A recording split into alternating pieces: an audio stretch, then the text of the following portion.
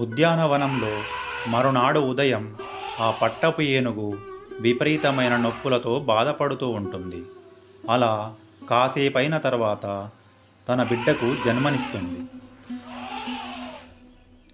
అది చూసిన మహారాణి చెలికత్త ఇద్దరు కూడా చాలా సంతోషపడతారు.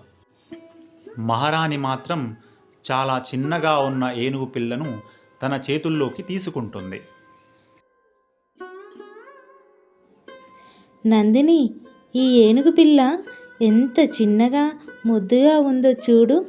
భలే బాగుంది కదా. ఈ రోజు నుండి నాకు ఇది కూడా తోడుగా ఉంటుంది. అలా ఆ మహారాణి ఆ ఏనుగు పిల్లని ఎత్తుకుని చాలా సంతోషపడుతుంది.